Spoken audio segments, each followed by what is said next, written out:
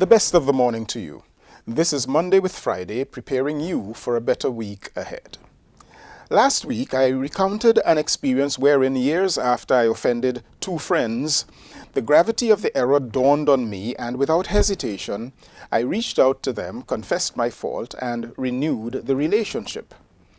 Due to social media, within the last 6 months, I regained contact with two persons, one from nearly 20 years ago and the other from my childhood of exactly 50 years ago. 20 years ago, I saw a parishioner for the first time in about a decade. She was in a crowd of persons, and I recalled her excitement at seeing me.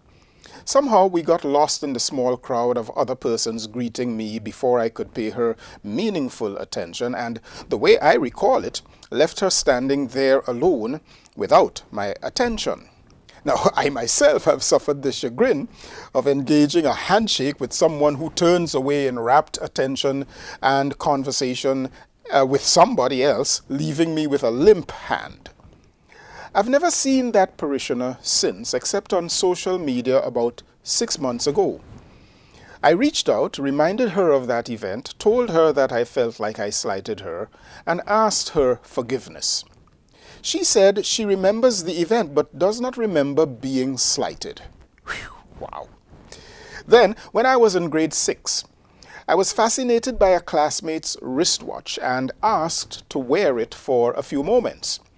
Somehow, the crystal, which was no crystal but some form of plastic, broke, whereupon he told me it was my responsibility to get it fixed.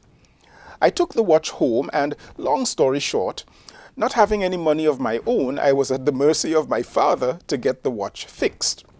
Long story shorter, my family moved halfway across the country, I transferred schools, and the watch was never fixed, and my classmate never saw his watch again. Over the decades, I've remembered this event with embarrassment and wondered where my friend was. Once the internet age descended on us, I would do intermittent searches for him. These past couple of weeks, I spotted a social media invite from my friend.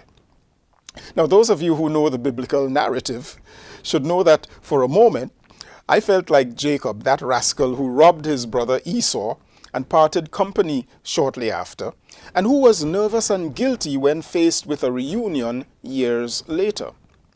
As we would say in Trinidad and Tobago, I took in front before in front took me.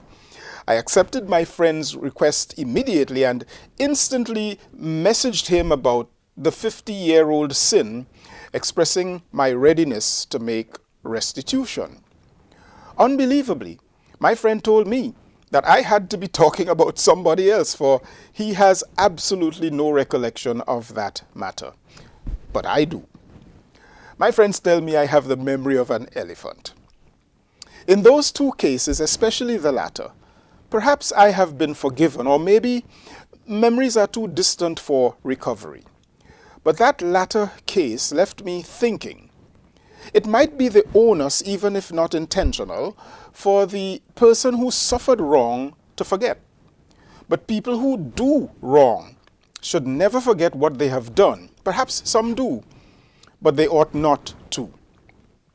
Especially if the wrong is egregious, wrongdoers should never rest, and justice is never done until they reach a point of confession and restitution.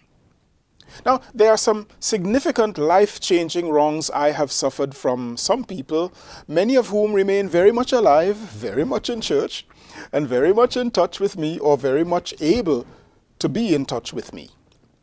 Even though I treat these folks with grace, and because some very constant and challenging realities I live daily are due to some of those wrongs, God alone knows how much of a blessing it would be to me.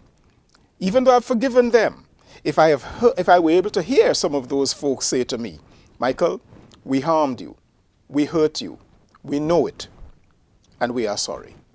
Now that can't be so hard to do. I know, for I have done it a few times before. So my friends, find somebody today whom you've harmed, even if a lifetime ago, and confess and ask forgiveness. You may be blessed by their forgiveness or even their forgetfulness. But more than that, you shall be blessed by the cleansing in your own soul. I am Michael Friday, and your week just got better. I'll see you again next week. Happy Monday, all the way to Friday.